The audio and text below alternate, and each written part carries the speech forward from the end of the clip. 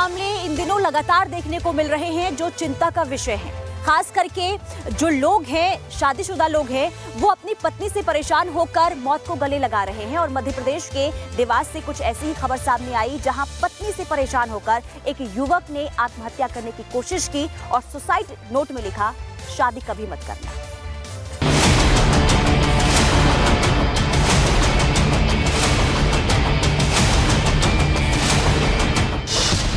एक और अतुल मानव वाली कहानी, प्रमोद के परिवार की जुबानी। यदि कल मैं समय पर बच्चे को नहीं बचा पाता तो बच्चा मेरे हाथ से निकलता। ऐसे जीवन किस काम का।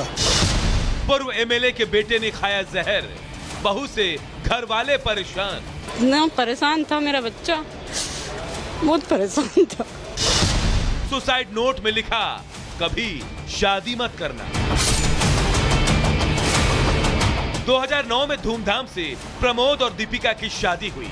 उस वक्त प्रमोद को यह एहसास नहीं था कि एक दिन यही शादी उसके लिए फांस बन जाएगी, खुदकुशी के लिए उसे मजबूर कर देगी। अभी प्रमोद जिंदगी और मौत के बीच जूझ रहा है और घर में मायूसी है और आने वाले दिन की चिंता भी। सारी पीड़ा उसकी उसने जो है उस सुसाइड नोट के अंदर उसने लिखी है। मतलब इतना तंग हो गया था वो कि पत्नी का अगर ऐसा स्वरूप है, महिला का जो स्वरूप है पत्नी के रूप में, तो मेरे को शादी नहीं करना चाहिए। 15 साल शादी के बहुत प्रताड़ित होकर के निकले। दोनों परीक्षा पर बच्ची भी परेशान हुई और मुझे सबसे ज्यादा चिंता उन दोनों के बीच में जो पुत्र है उसकी चिंता है। आज 15 साल का हो गया, उस बच्चे का क्या भविष्य है। जरा सोचिए, पूर्व विधायक के घर में ऐसी घटनाएं हो रही हैं। ऐसे में आम लोगों की कौन सुध ले रहा। ऐसा तब है जब शादी राजी मर्जी से हुई। लेकिन प्रमोद के परिवार वालों का आरोप है कि दीपिका हमेशा लड़ाई झगड़े करके इंदौर चली जाती थी। इतना ही नहीं, दहेज उत्पीड़न का आरोप भी लगाया। फिर भी समाज की वजह से दीपिका को दोबारा अपने घर पर रखने के लिए पूर्व विधायक राजी हो गए। जब बात बिगड़ती गई, 2 बार उन्होंने थाने में रिपोर्ट कर दी हमारे खिलाफ में, झूठी रिपोर्ट जिसका कोई साक्ष्य कोर्ट के अंदर प्रस्तुत नहीं कर पाए। जब उनको लगा कि अब यह केस हम हार जाएंगे तो उन्होंने समाज के कुछ लोगों से बोल करके और मेरी कमजोरी का फायदा उठा करके उन्होंने कॉम्प्रोमाइज करा के अपनी बच्ची को मेरे घर पे छोड़ गए। प्रमोद की शादी को 15 साल हो चुके हैं। शादी के 1 साल बाद ही विवाद शुरू हो गया। पत्नी 2 बार परिवार पर केस कर चुकी है। प्रमोद पर घर जमाई बनने का पूरा दबाव था, लेकिन प्रमोद इससे इनकार कर रहा था। गई है राजी बाजी, अपने घर में ही रहे, वापस इधर नहीं आए।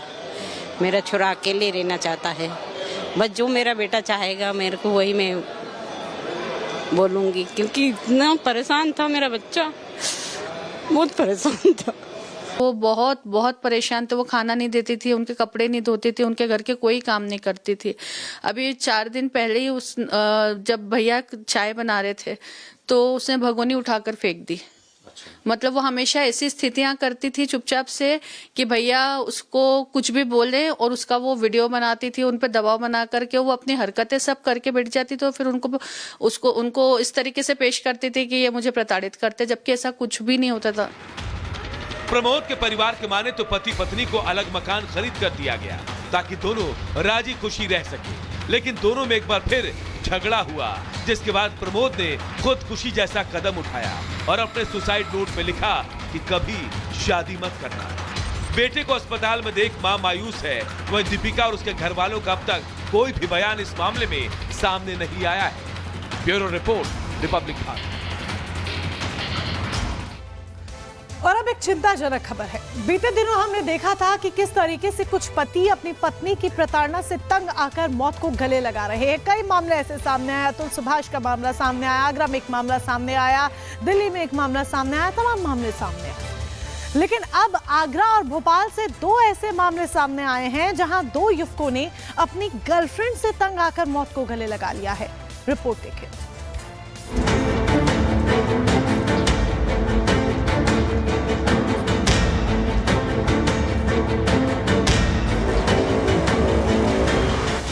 अतुल सुभाष, मानव शर्मा और प्रमोद वर्मा। कहने के तो ये 3 अलग अलग आत्महत्या के मामले हैं, लेकिन इन तीनों के सुसाइड के पीछे वजह एक ही है और वो है पत्नी की प्रताड़ना। इनकी पत्नियों ने इन पर इतना मानसिक दबाव बनाया तो किसी ने खुदकुशी की कोशिश की तो किसी ने मौत को गले लगा लिया। और अब आगरा और भोपाल से भी ऐसे ही 2 मामले सामने आए हैं, लेकिन इन मामलों में आरोप पत्नी पर नहीं बल्कि प्रेमिका पर लगा है।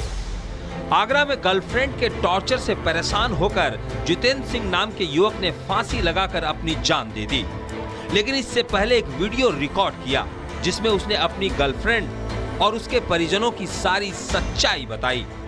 मेरे से करीबन कैश में 7.5 लाख रुपए ले जा चुके हैं ये, और अब मैंने बोला कि मेरे पैसे वापस करो, तो ना तो मेरे पैसे वापस कर रहे हैं और ना ही कुछ, और अब मेरे को धमकी दे रहे हैं कि हम गोली मार देंगे, हमारा कोई कुछ नहीं कर सकता है। तो मेरा उत्तर प्रदेश सरकार से यही निवेदन है कि मेरे मरने के बाद मुझे इंसाफ दिया जाए और मेरी फैमिली को परेशान ना किया जाए।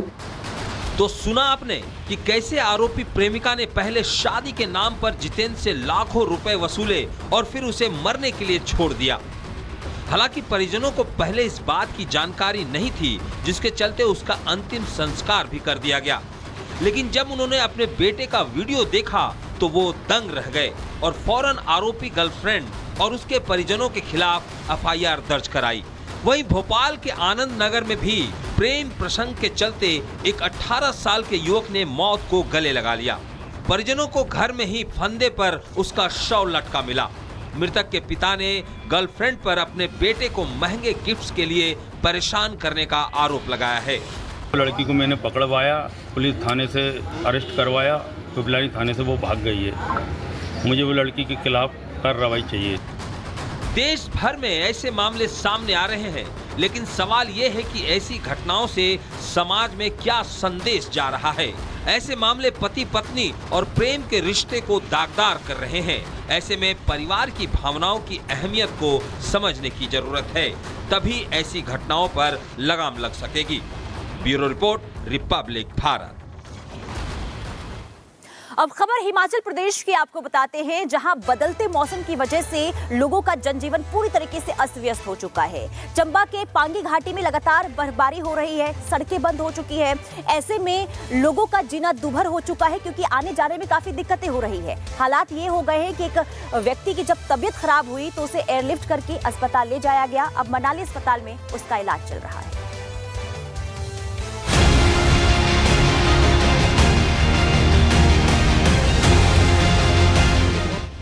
हेलीकॉप्टर में मरीज का एयरलिफ्ट, मनाली अस्पताल में भर्ती। यह तस्वीर मनाली की है, जहां चंबा के पांगी घाटी से संतराम को लाया गया। संतराम कई दिनों से बीमार थे और जिंदगी और मौत की लड़ाई लड़ रहे थे। चंबा के पांगी घाटी में लगातार बर्फबारी हो रही है, जिसकी वजह से पांगी घाटी की तमाम सड़कें बंद हैं। ऐसे में परिवार भी संतराम की स्वास्थ्य को लेकर चिंतित था और चाहकर भी कुछ कर नहीं पा रहा था। जब इसकी सूचना सूबे की सरकार तक पहुंची तो सरकार ने इसे गंभीरता से लिया और हेलीकॉप्टर से संतराम को एयरलिफ्ट कर मनाली के अस्पताल में भर्ती करवाया गया। संतराम की हालत अब स्थिर है और उम्मीद की जा रही है कि वो बहुत जल्द स्वस्थ हो जाएंगे।